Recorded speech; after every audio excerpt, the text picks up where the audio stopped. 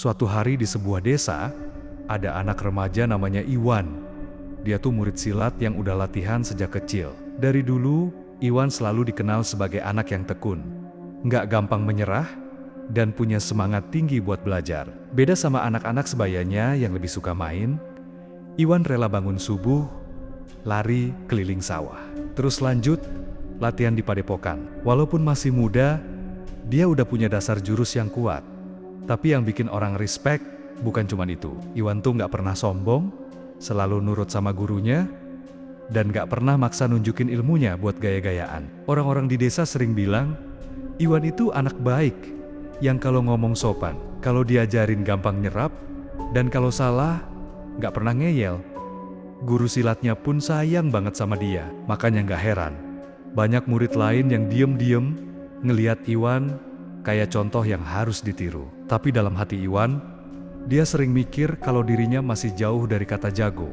Dia sadar, di luar sana banyak orang yang punya ilmu lebih tinggi, dan dia nggak mau cepat puas. Malam itu, setelah latihan, gurunya tiba-tiba manggil dia buat ngobrol serius di pendopo kecil.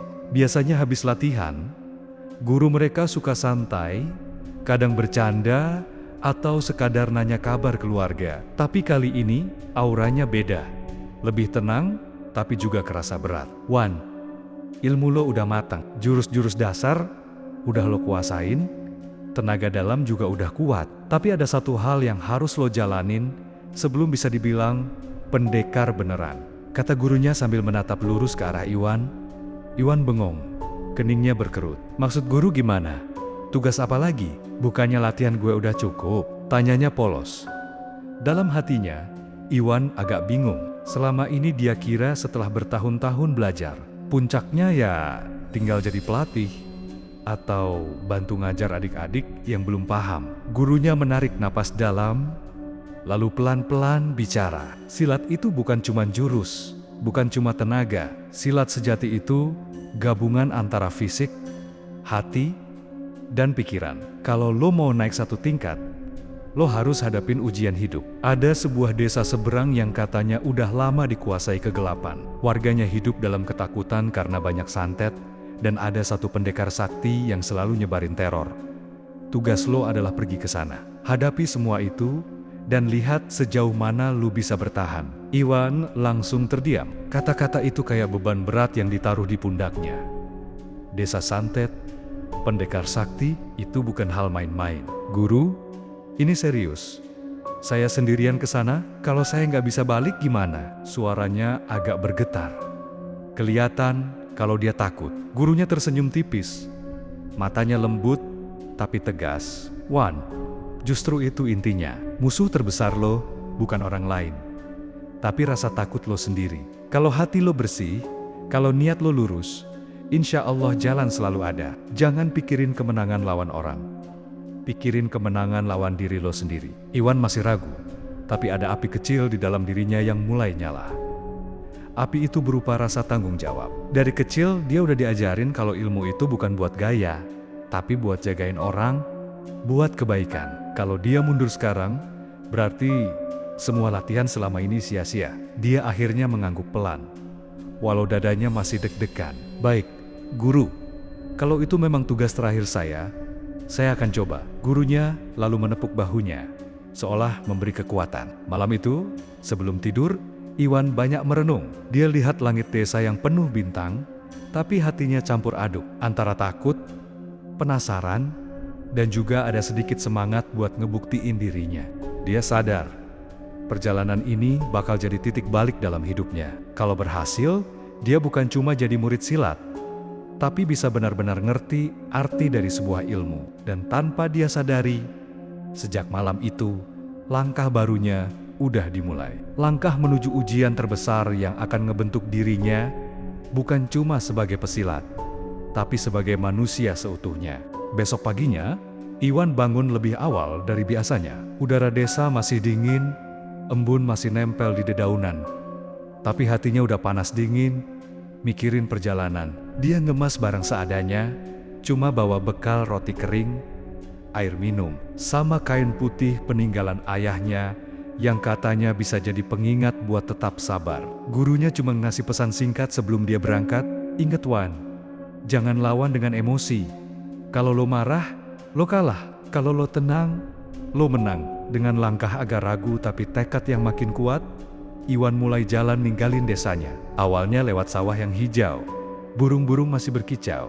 Suasana masih normal, tapi makin jauh, makin terasa suasana berubah. Hutan mulai lebat, sinar matahari susah masuk, suara binatang aneh terdengar dari kejauhan. Iwan sempat mikir, gue beneran bisa ngelewatin semua ini nggak ya?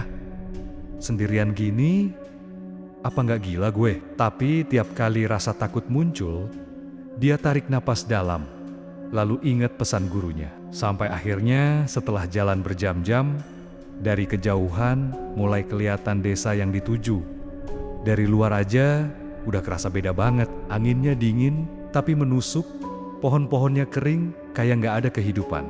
Bahkan suara jangkrik pun hilang. Kayak desa itu udah lama dikutuk. Iwan berhenti sebentar, ngelihat ke arah desa itu, lalu gumam pelan, "Ya Allah, lindungi saya." Begitu melangkah masuk, rumah-rumah di desa itu terlihat kayak kosong. Cat temboknya kusam, pintunya banyak yang bolong, dan jalanan penuh debu. Tapi anehnya, Iwan ngerasa kayak ada mata yang ngawasin. Dan bener aja, dari balik jendela, ada bayangan cepat yang langsung nutup tirai. Dari balik gang kecil, ada suara bisikan kayak orang nyebut namanya, tapi samar. Tiba-tiba, seorang nenek tua muncul dari salah satu rumah. Jalannya pelan, sambil bawa tongkat. Dia berhenti tepat di depan Iwan, lalu senyumannya bikin bulu kuduk berdiri. "Anak muda, lo bukan orang sini kan?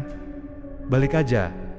Tempat ini bukan buat lo." Banyak yang datang, tapi nggak ada yang bisa pulang, katanya dengan suara serak. Iwan berusaha tegar, walau dalam hati udah ciut. Dia nunduk sopan, "Saya cuma lewat, Nek. Saya nggak ada niat jahat." Nenek itu cuma ketawa kecil, lalu ninggalin dia begitu aja. Masuk ke rumah yang pintunya tiba-tiba nutup sendiri. Hari mulai sore, Iwan nyari tempat buat istirahat. Dia nemu rumah kosong yang agak gede, pintunya kebuka, dan gak ada orang sama sekali. Walau agak horor, dia gak punya pilihan lain. Malam itu, pas dia coba rebahan, suasana makin aneh.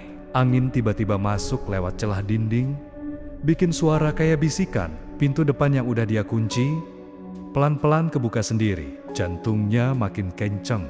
Dia coba merem, tapi tiba-tiba ada suara ketukan di jendela.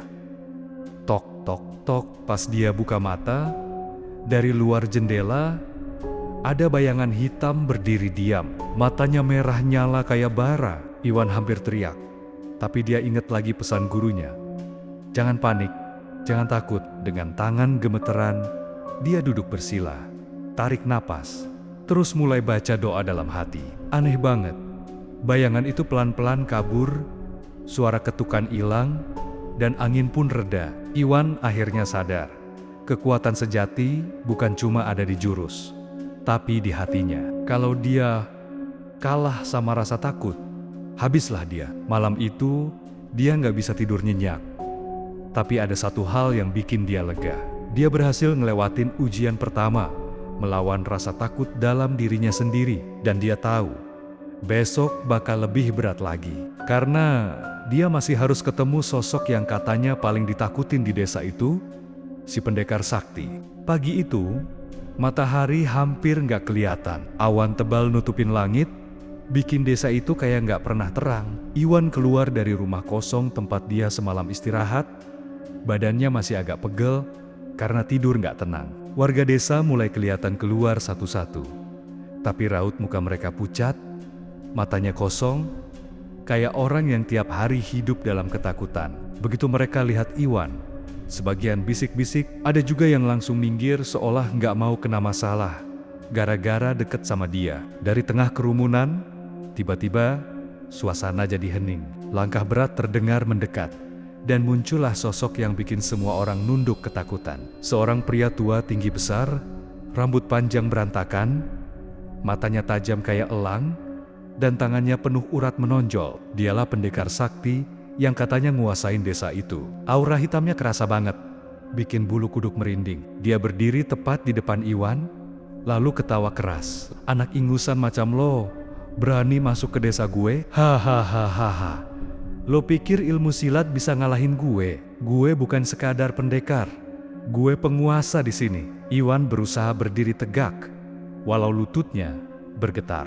Dalam hatinya dia ngomong, gila, baru ngelihat auranya aja udah kayak ditindih batu. Tapi gue gak boleh mundur. Dia inget lagi pesan gurunya.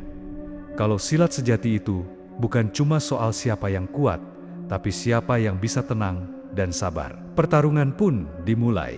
Si pendekar sakti ngibasin tangannya, langsung keluar asap hitam yang nyerang kayak ombak. Iwan kepental jauh, badannya nyium tanah, nafasnya hampir habis. Tapi dia bangkit lagi, nahan rasa sakit. Kalau gua kalah sekarang, berarti semua latihan gue percuma, batinnya. Dia maju lagi, coba lawan dengan jurus-jurus dasar yang dia kuasain. Tangan dan kakinya bergerak cepat, tapi serangan itu kayak ditelan udara.